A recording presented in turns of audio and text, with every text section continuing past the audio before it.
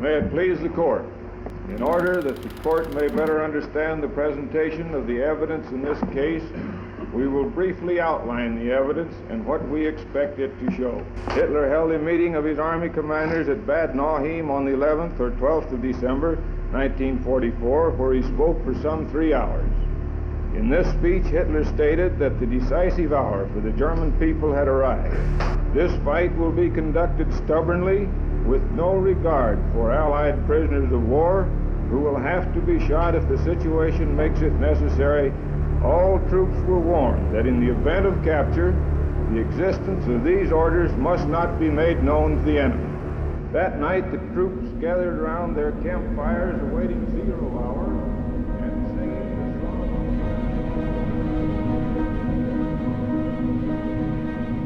By mid-December 1944, the extreme western front in the Belgian Ardennes had grown eerily quiet. Many Allied commanders called it the Ghost Front.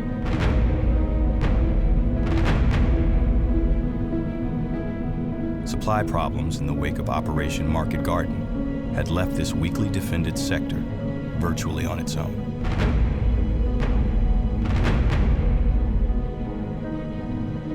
In a last desperate attempt to strike back at the Allies, Hitler, against the advice of many of his senior commanders, initiated his ultra-secret Ardennes offensive. The operation would employ 500,000 men and over 2,000 pieces of artillery. Spearheading the offensive were Hitler's hand-chosen and fanatical Waffen-SS, which were ordered to spread a wave of terror and fright, unrestricted by human inhibitions.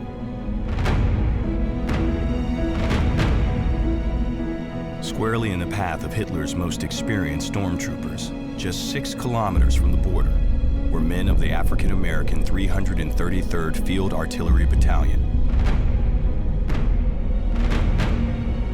Fighting on the front lines since late June, they were about to come face to face with soldiers from the Third Reich, the most ruthless regime the world has ever known.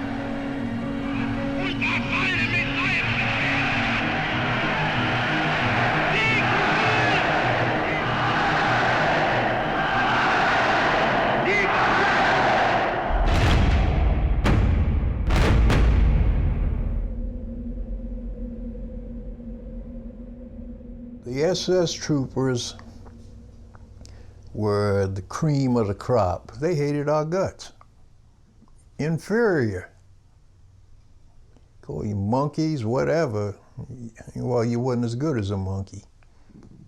Most of them were blonde-haired, blue eyes. They were the pure people, so-called. I've seen SS troopers shoot their own people down. They didn't want to fight. That's the way they were, fanatics.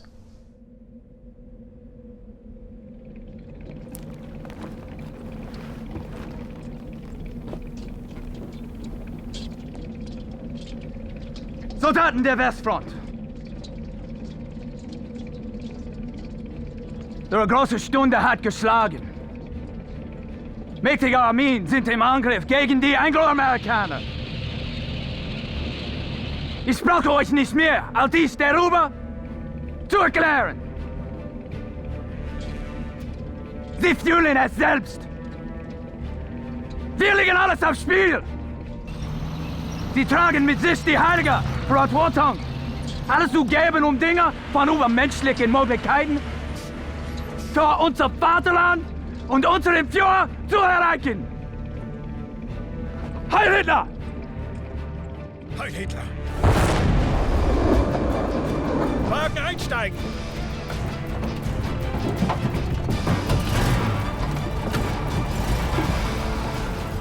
Just before dawn, the morning of 16 December 1944, Adolf Hitler's Ardennes offensive swung the full might of the German war machine against unsuspecting British and American troops. What the? In those pre-dawn hours of the 16th, observers from the 333rd Field Artillery Battalion were the first to report German artillery engagement. King, this is King Charlie 3. We got heavy artillery to our front. Repeat, heavy concentrated enemy artillery to our front, and a hell of a lot of it.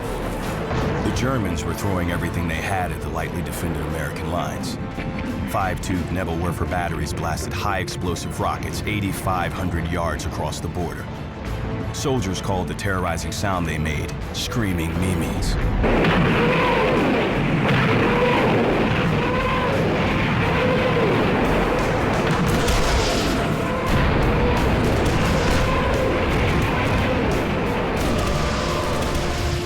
But their most devastating weapon was the 88 gun.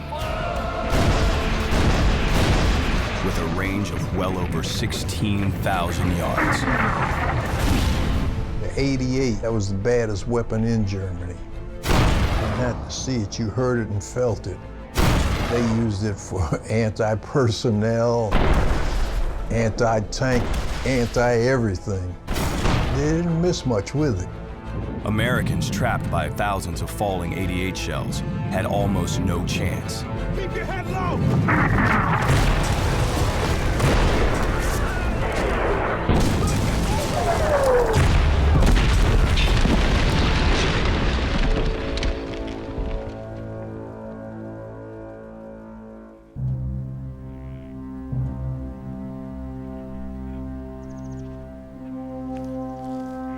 Today, 4 men, including descendants of the 333rd, have come to the Ardennes to honor the Americans who fought in this place. They are led by executive producer Joseph Small. The 333rd, I've read several accounts, were considered one of the best field artillery battalions in the Army in Europe during the war. The 333rd Field Artillery Battalion was one of 9 all-African-American field artillery battalions deployed to the European theater of operations in World War II. Their wartime service began at Camp Gruber, Oklahoma in March 1943, under the command of Colonel Harmon S. Kelsey. First time I saw Kelsey was in Camp Gruber, Oklahoma, and he made his little speech. And the only way you get out of this outfit is die out of it. There's no transfers. You had one street where you were allowed to walk on, and that was it. As a black soldier in the United States Army, you wasn't as good as a dog, especially in the South. I was sitting on a barrack step reading a comic book, and a stateside officer come by, told me to cut the grass. I stood up, saluted him, and told him that as a non-commissioned officer, I'm not required to do manual labor. You can put me in charge of a detail, but I'm not gonna cut that grass. He hollered, jail that nigga.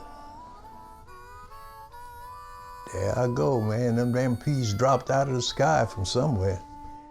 Serving under Kelsey was Captain William McLeod, who established a special relationship with the men. Shortly after we got to Camp Gruber, there was a lot of grumbling about, guys wanting to kick his butt. He called the company together, says, anybody that wants to fight me, I'll take off my shirt, you take off yours, and we'll have a go at it man to man. If you beat me, I'll shake your hand. If I beat you, I expect you to shake my hand, and it's off the record. Nobody made another sound.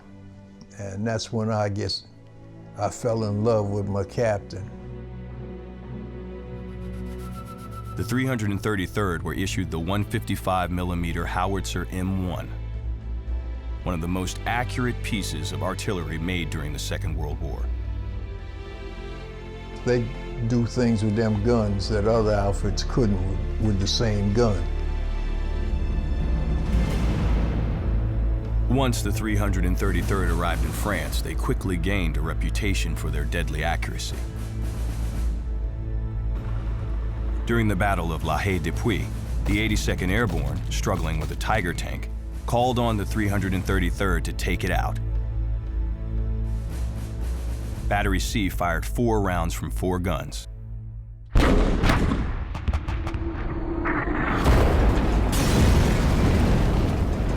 Two of the shells were direct hits on the tank.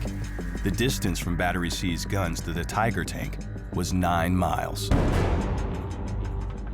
They used to write things on the shells detrimental to Mr. Hitler. But you know, that's the way you get after a while. Once you hit them beaches and get out of cold water of the English Channel, you're a different person. It's kill or be killed. You know this. Accompanying executive producer Joseph Small at the 333rd's former Battery C location in Schoenberg, Belgium, is Robert Hudson, whose father fought in the 333rd. Your dad was here, probably having his morning coffee, his breakfast. And why don't you tell me what your dad shared with you about that fateful morning? Well, my dad was 24 years old, from St. Louis, Missouri. I think coming over here might have been his first time out of town, let alone out of the country. He said that all the armor cover had been moved and they were awakened by trees falling, the earth rumbling, and they knew they were in trouble. Hundreds of thousands of German troops, along with tanks, half-tracks, and artillery, streamed across the border.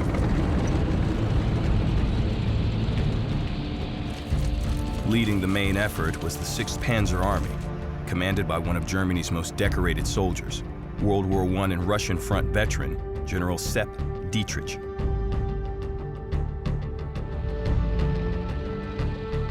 Hitler's former bodyguard, Dietrich was despised by most of the higher officer class, who thought he had no great intelligence. But he had a hard-won reputation for bravery and was known as a brutal commander. His arduous assignment was to move his divisions across the mountainous Schnee-Eifel region. Once through, they would do battle in the towns of Schoenberg and St. Vith. Supporting the 6th Panzer Army was the fearsome 1st SS Division, which included Colonel Max Hansen's Panzer Grenadier Regiment, followed by Major Gustav Niddel's Reconnaissance Battalion. They followed the path cut by Colonel Joachim Peiper, who was greatly admired by Hitler for his fanaticism. He was a charismatic leader who inspired fierce loyalty in his men. His orders were simple: move as rapidly as possible to the Meuse River and take no prisoners. By daybreak on the 17th, General Sepp Dietrich's 6th Panzer Army reached the 333rd's position at Schoenberg, Belgium. They had been shelled for the better part of 2 days, so they had no sleep, no food, and they were just basically told to make a stand here. No better place to die. Battery C, forward most exposed, had entered its 2nd day of continuous combat. Counter battery, fire! Shell, HE! Charge, 5! Fuse, quick! Base deflection, right, 295, XI, 302. Number 2-1, round! Elevation, 371! Round ready, sir! Fire!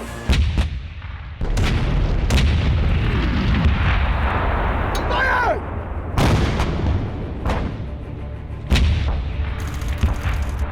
900 meters to their left, the Volksgrenadiers, still undetected by Battery C, had the Americans in their sights. They planned a flanking move with their armor, mortars, and machine guns to encircle the battery and take out the guns.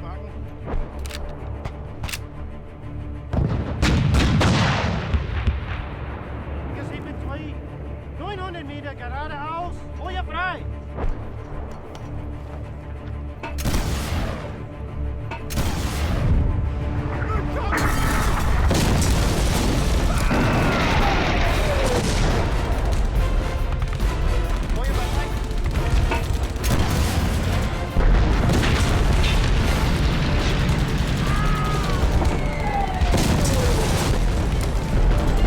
Battery C, which had been ordered to stay behind and provide covering fire for the advancing 106th Infantry, had no choice but to stand and fight.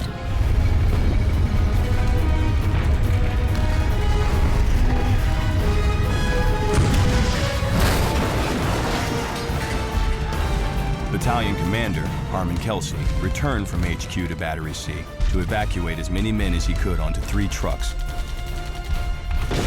leaving behind Captain McLeod and just a few men. The rest of the Alpha tried to pull out the safety, and we had to stay behind.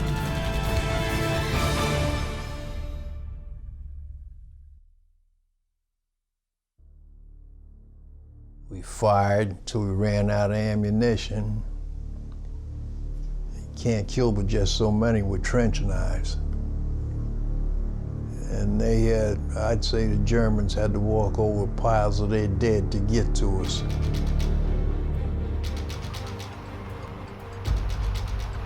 Hitler's strategy for success in the offensive hinged on two main assumptions. First, that the poor weather would ground Allied fighter planes and allow his troops to penetrate the Allied line quickly. And second, that American defenses would crumble under the weight of his more than 25 divisions. It would be his last gamble of the war.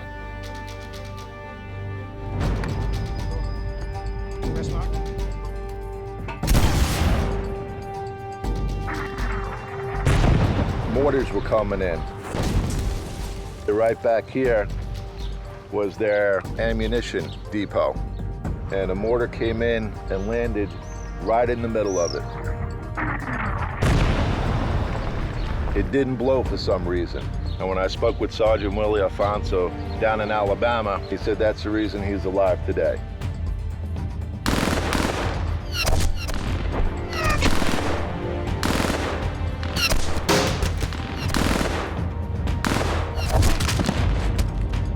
The 333rd Battery C was located here.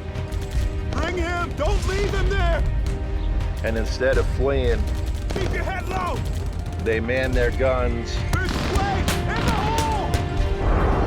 and manned whatever rifles they had Over here! and took them on and made a heroic stand on this very spot. Stay on the line! Grab the rifles!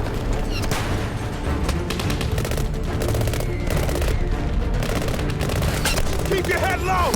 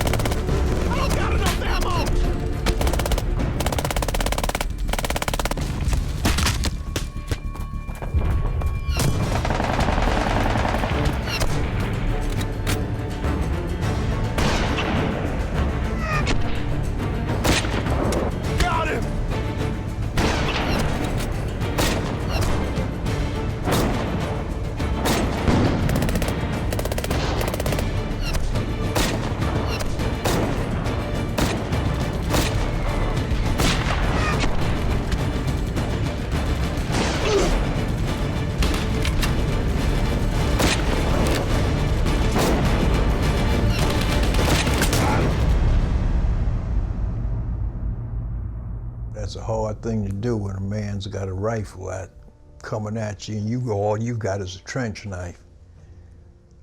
But I got a couple and some of the other guys got a couple of them. That was the least of my thoughts, being captured. Killed, yes. Captured, no. I think the real reason why McLeod surrendered was to save lives, because there wasn't nothing else he could do. We could have all died, just fought with what we had, hand-to-hand combat until every man was killed. But he didn't want that. He wanted to try to save as many lives as he could. And that's what he did by surrender.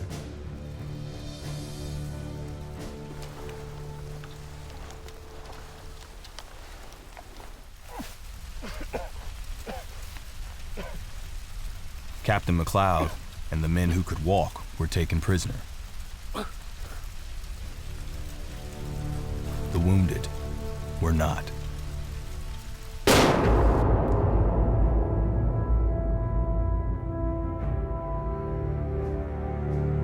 On the spot where the 333rd made their heroic stand, descendant Robert Deshay recalls the anguish his father carried throughout his lifetime.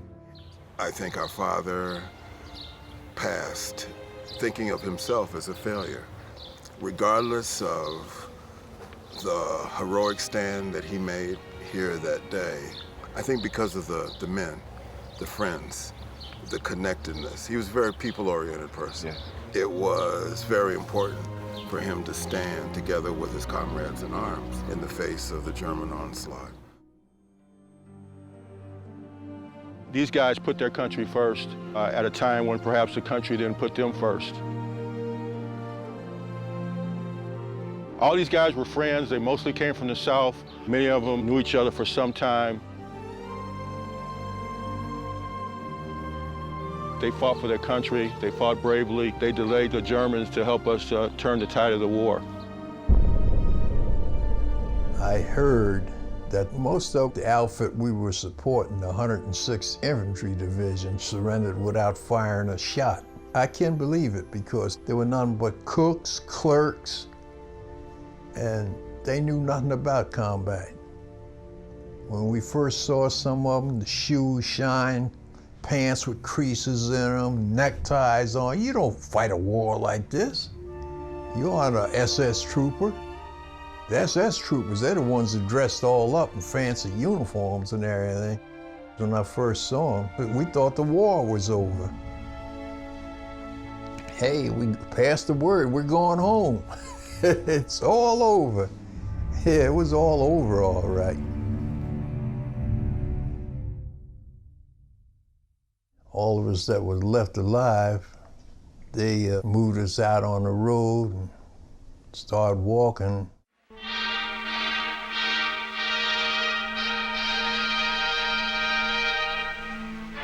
Immer wieder das gleiche Bild. Vorgehende deutsche Kolonnen, Gefechtsfahrzeuge, Nachschub, Trosse auf der einen Seite und Dreierkolonnen marschierender weißer und schwarzer Amerikaner auf der anderen Seite.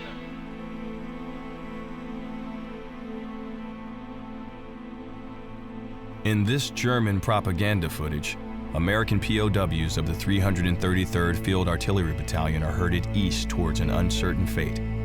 Many could only imagine the horrors that awaited them.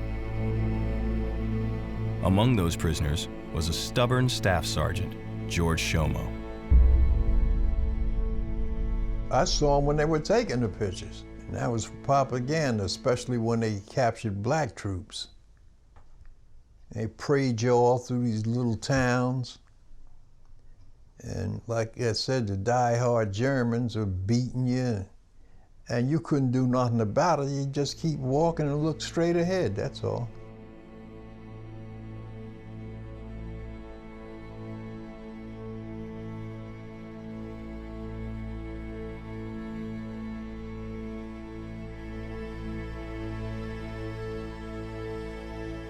The residents of Schoenberg, including Joseph Bach, just a boy at the time, witnessed the American surrender. Yes, up there is an old heavy fir tree standing that has lived through the whole war. They came all down from there, and when they came out of that forest up there, in front was one with a white flag. They took off their steel helmets, and you can see it goes down a hill up there from that street. So the helmets came rolling down the hill, one after the other, came down that hill. I would say 500 to 600 Americans were standing on the meadow. That was a long line along the street. We were always running through that line. They were laughing. And when they began to take out those chocolate bars out of their bags, that's what we were excited about, as children. And then midday at around 1 p.m., the whole line was going up there to Manderfeld, to Germany, probably going into confinement or captivity. Not far from where we were positioned on top of the hill, there were Americans on one side and behind us. And at that time we saw an American soldier who had fallen down the hill. He was wounded. He was lying down at the bottom of the hill where the brook was.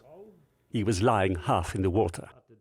There was a woman who was kneeling next to the American soldier, and she said the soldier was badly wounded and dying. She was wiping his face with water from the stream. The German SS troops who were there started to shout at the woman that she shouldn't be touching the soldier. The woman got mad and started to scream at the SS troops that they should be ashamed of themselves, that she had to take care of the soldier. Although combat was over for Captain McLeod and the men left behind to hold Battery C's position, Colonel Kelsey still had hope as he raced his rescued men back towards St. Vith. He did not realize, however, that the Germans had already pushed past him.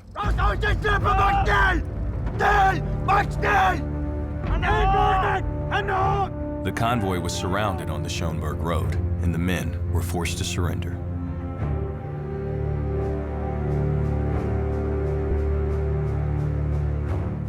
Kelsey's men were turned around and pointed in the direction of other American prisoner columns headed back towards Germany.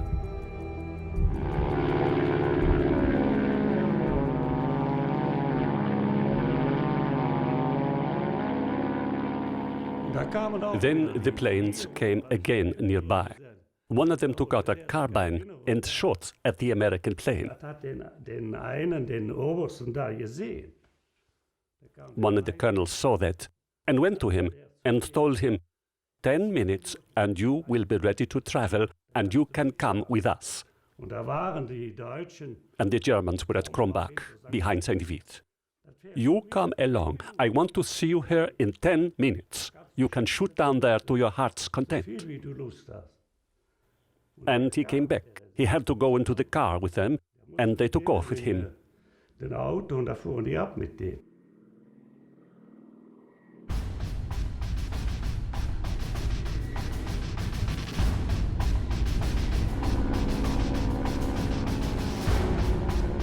The American P-47s continued to pound the German columns, which included American POWs.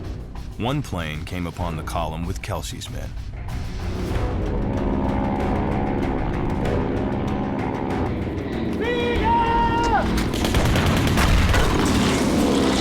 In the chaos and confusion, several of the prisoners escaped. Before long, they met up with other American escapees, and the group headed northward, straight into the path of a rapidly advancing patrol from Gustav Niddel's 1st SS Reconnaissance Battalion.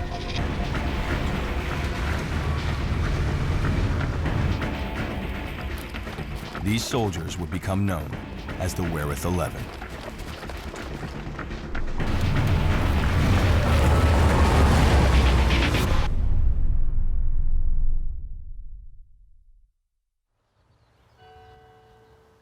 I came through this area a couple years ago, following in the footsteps of my Uncle Bill Meharry, who fought here with the 5th Infantry Division.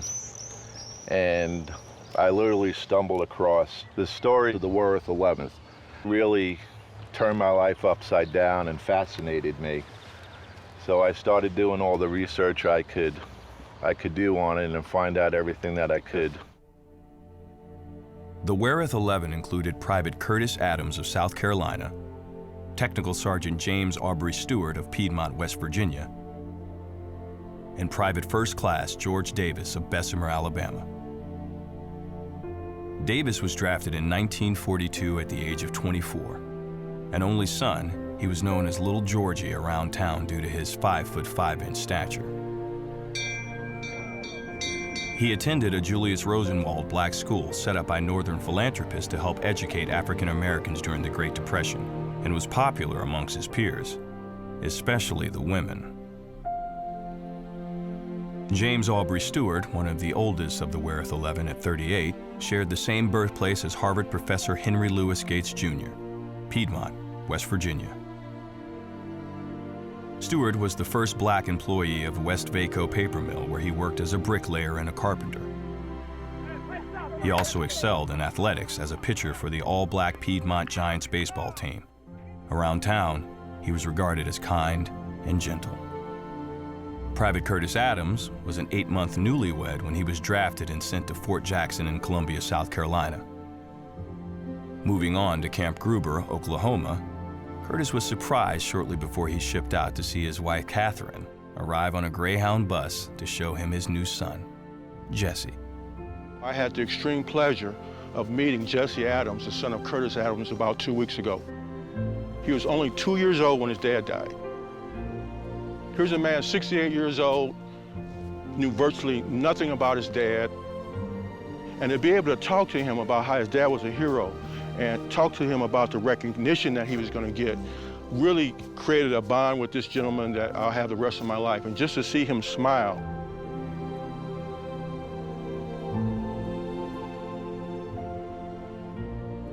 My dad made it. He was a prisoner of war, he was shot twice, but he came back. He put me through college. He put me through grad school. These guys made the ultimate sacrifice, and they provided a better life for all of us. And we've got to do everything we can to make sure they get the recognition that they deserve. The other men comprising the Wereth 11 mainly hailed from the rural South, including Mississippi, Arkansas, and Texas. Troops to the left and to the Joseph right. Small, along with Robert Hudson and Robert Deshay, have made the trip to Belgium to retrace the 10-mile journey the Wereth 11 took in their flight to freedom. As the men made their way northwest, American POWs were beginning to be brutalized. I found out one thing about the human body. You can take just so much, then everything blacks out.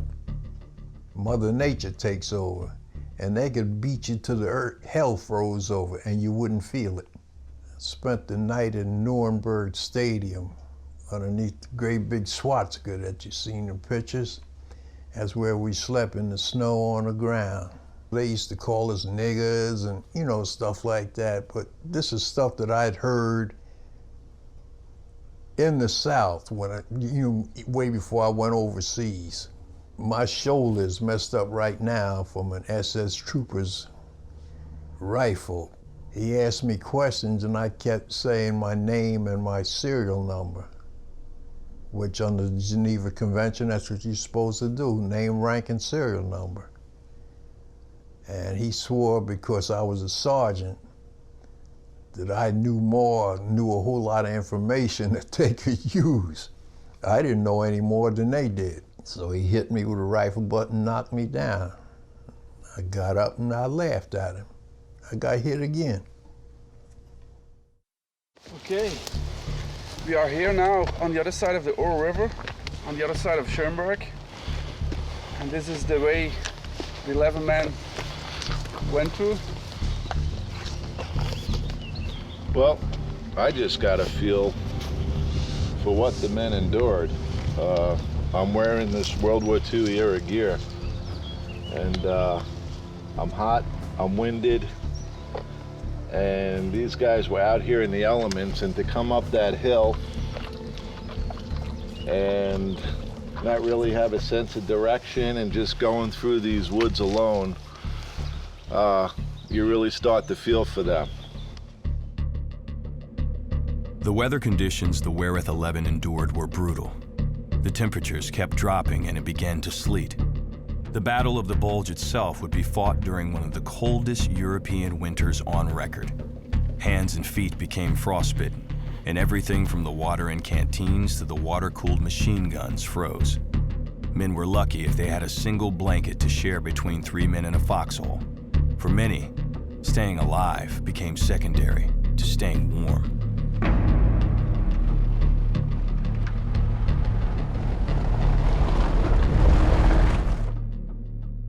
This is the halfway point between the village of Schoenberg and Wereth.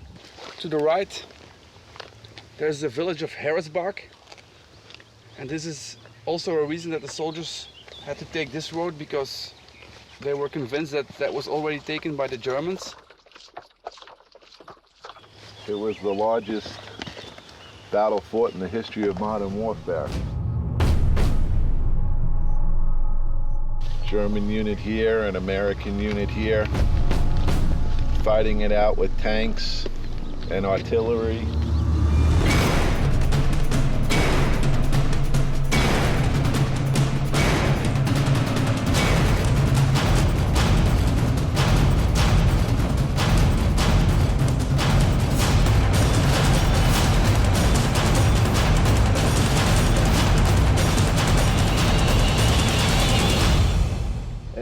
It was just so brutal, and the 333rd was a big part of it, and specifically the 11 men that just walked down this road to Wereth, which is where we're going to go to next.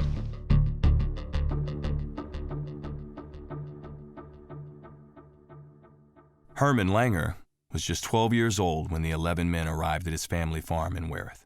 Yeah, Das war so, es war am 17. That was on 17 December, in the afternoon at 4 o'clock, when the 11 black American soldiers came down from the woods towards our house. Sie waren nass und hatten kalt und hatten Hunger. They were wet and cold and were hungry, and they asked if they could possibly have something to eat, upon which they came into our house, where my mother and my sister put bread and butter on the table for each of them, so they could eat something. Und dann ging mein Vater raus und versuchte denen zu... My father tried to explain to them that they should quickly take the path behind the house to look towards St. Vith.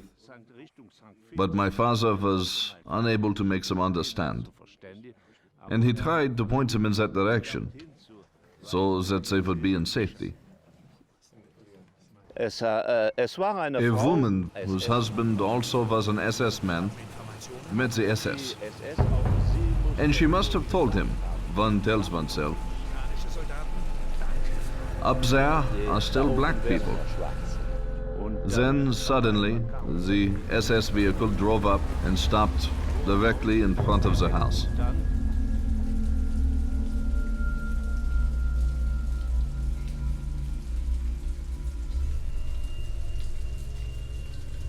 Kommt jetzt heraus! Kommt heraus!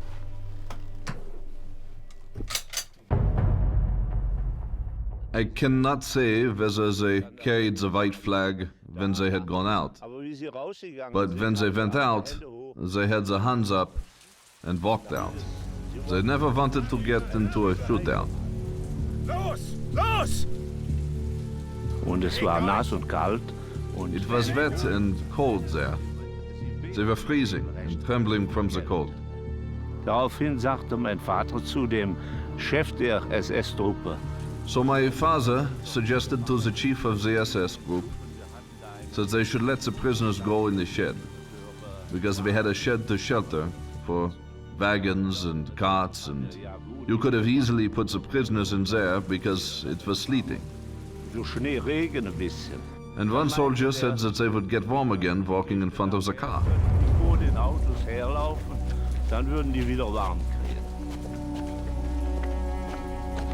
Mensch! And when it started to get dark, they set off, and they had to walk in front of the cars down to here, and then to this spot. This part of Belgium before World War I was still part of Germany. Hermann Langer's father had taken a great risk sheltering the American soldiers. 3 of the 9 homes in the town at the time were still loyal to Germany. The 11 men were led down a path and told to sit on a wet slope in a pasture and wait.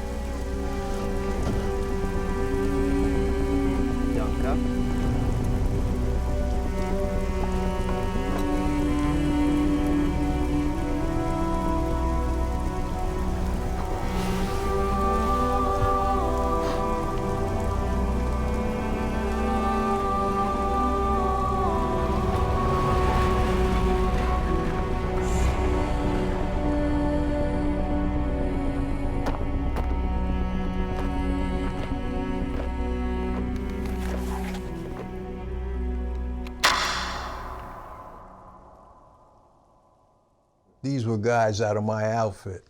They just mutilated them and murdered them.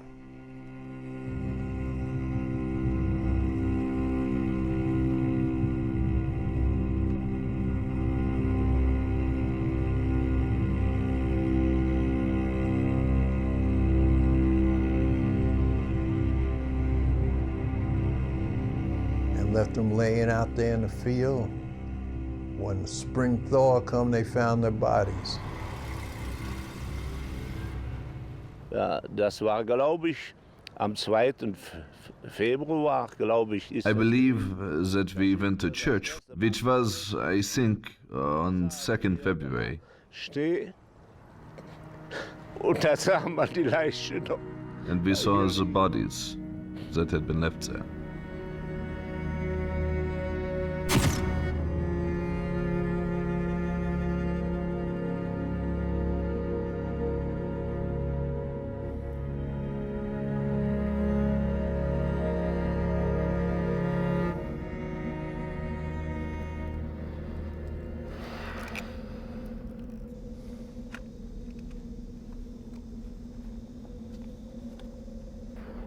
6 weeks after the American soldiers were brutalized and killed, word reached Command HQ that a grisly scene had been discovered at Wereth.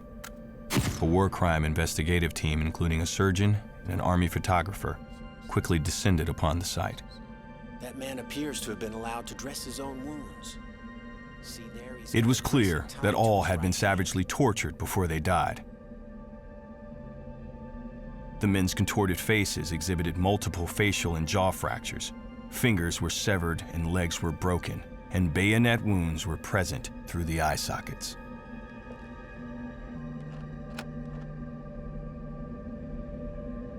War crime does not begin to be a strong enough term for this.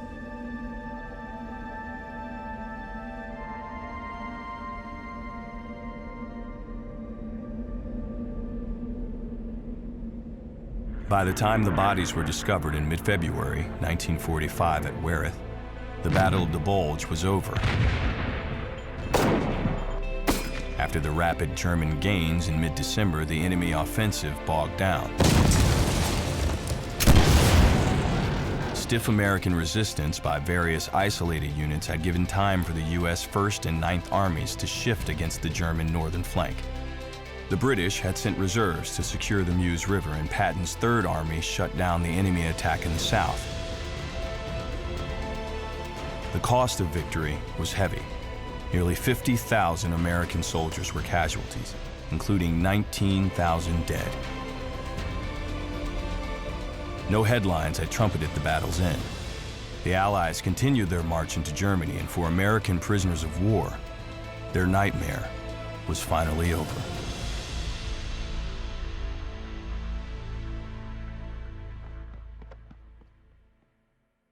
Moosburg, Germany, that's where I was finally liberated at, in that camp. That was the last camp I was in. We saw the German guards pulling off their uniforms, and this is something, the American troops never done that, because you could be shot as a spy if you got civilian clothes underneath your uniform. And these cats would pull off them old baggy. I was wondering why the German soldiers' uniforms were so baggy. Now I knew, because they had civilian clothes underneath them. Patton come through, he said that we were out of the war. As soon as the weather permitted, we'd be flown back to France.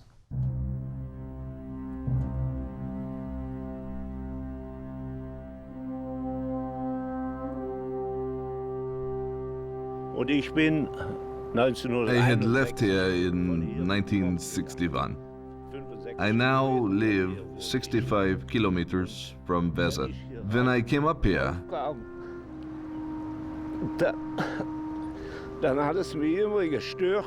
it always bothered me that there was nothing to remember of what we have seen years before. And 50 years later, I was retired. I had more time, and I had the idea to build up a 3-meter-high wooden cross here. I had the wood cut already, but my father-in-law's grave, who had died in 1939, and had to be cleared away in 1994. So I had the stone cross available, and I thought, the stone lasts longer than wood, and so I did this instead. Anne-Marie Noël Simone is in charge of the Wereth Memorial in Belgium. This is Ada Reken, our president. For Ada, it was really a big, important thing. And overall, she told about the Wereth Memorial, and the U.S. Memorial Wereth was her baby. In 2002, we have no money to realize the memorial.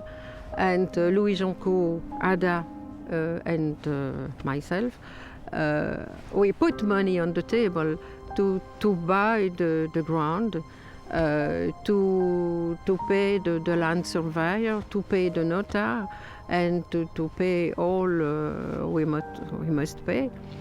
And it was with the help of Ada's friend Norman Lichtenfeld in America, and with the help of the Landstuhl Regional Medical Center in Germany, and the ROX Incorporation European chapter, that finally we can have 50,000 euro to make this small but fine, I think, memorial.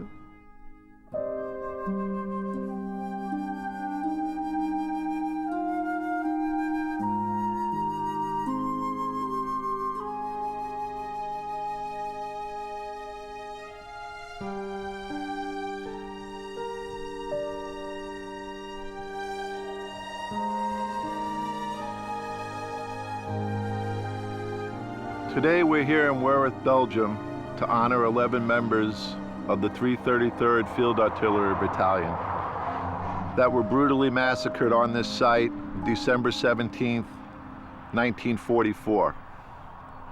The names of the 11 members are as follows: Technical Sergeant William Edward Pritchard, Technical Sergeant James A. Stewart, Staff Sergeant Thomas J. Forte, Corporal Mager Bradley, Private First Class George Davis, Private First Class James Leatherwood, Private First Class George W. Moten, Private First Class Dewey W. Turner, Private Curtis Adams, Private Robert Green, and Private Nathaniel Moss.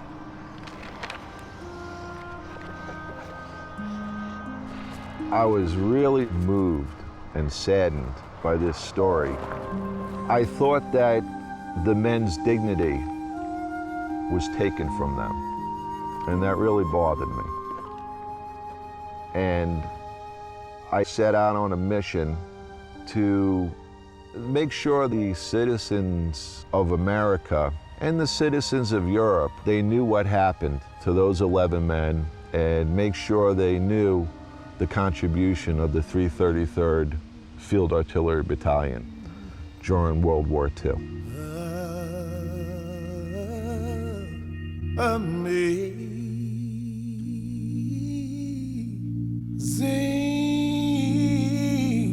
grace, how sweet the sound that saved a wretch like me.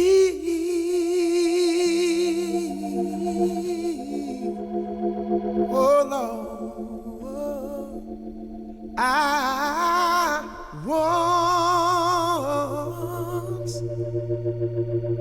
was lost. Whoa,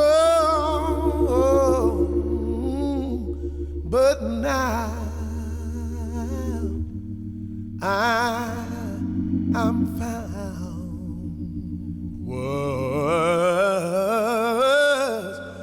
I was blind, but now I see.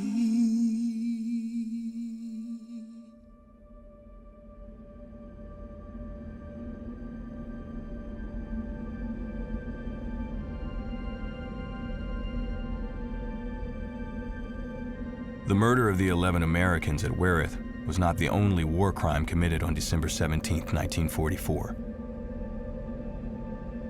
Just 25 kilometers to the west, in Malmedy, in a more well-known atrocity, 90 American soldiers of the 285th Field Artillery Observation Battalion were mowed down by men of the Kampfgruppe Piper, part of the 1st SS Division.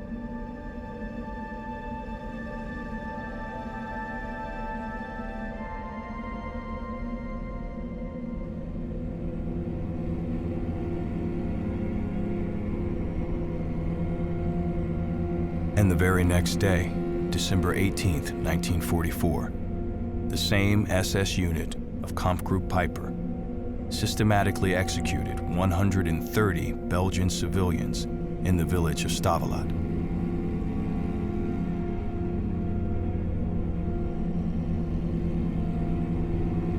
Charged with sheltering American soldiers, 67 men, 47 women, and 23 children were brutally executed.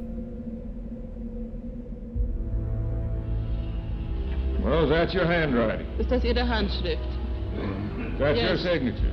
Ist das Ihre Unterschrift?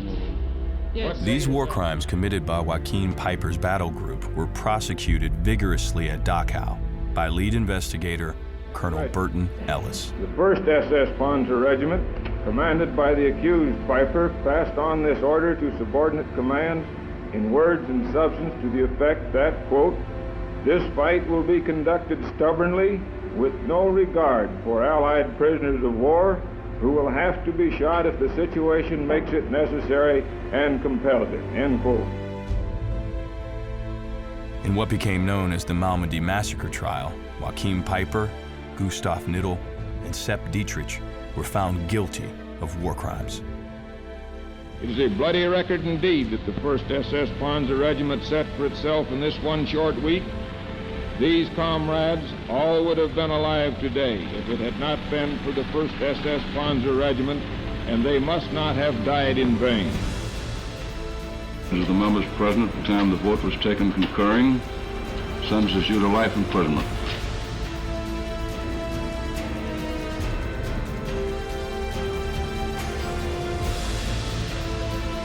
Sentences you to life imprisonment. Present at the time the vote was taken concurring, sentences you to death by hanging.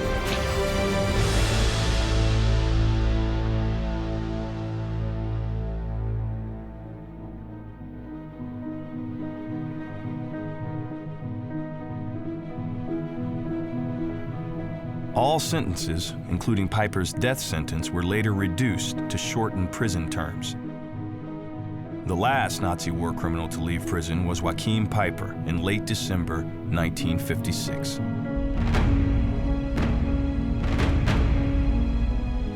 Although an investigation was launched into the massacre at Wereth, it was closed administratively on February 19, 1947.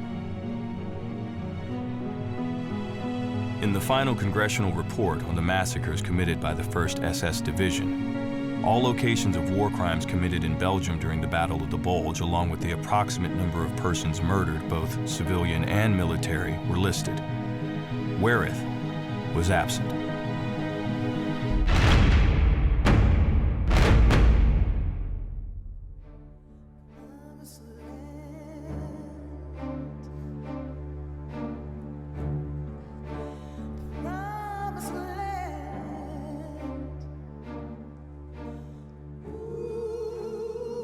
Through the efforts of Hermann Langer and other private citizens in Belgium and the United States, the Wereth Memorial Site survives as hallowed ground, preserved in lasting remembrance to the final acts of courage of the 11 men of the 333rd Field Artillery Battalion. It is the only memorial in Europe dedicated to the service of African American GIs in World War II. I've seen the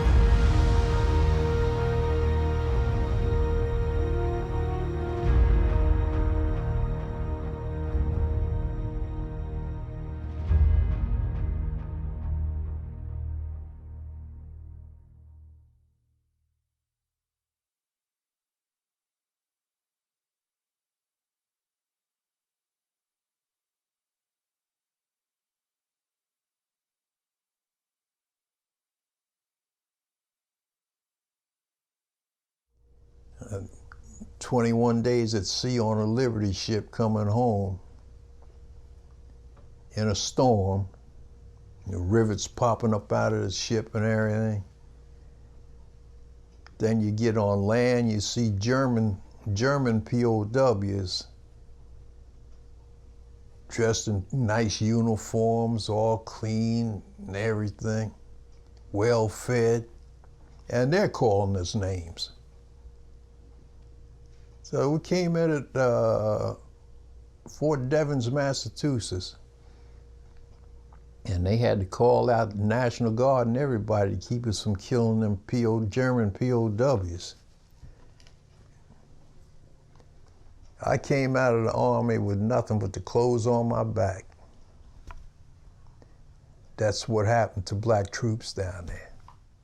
They hand me a train ticket, my separation papers, that was it. And I rode in the washroom from Alabama to Washington, D.C. And there was a whole empty car in the back of where I was supposed to be sitting at. They wouldn't let us go in. There was 4 of us rode in the restroom. One of the guys was a lieutenant. But I didn't mind, because after combat and everything, hell, that was paradise, riding somewhere in the train. I just made the best of it.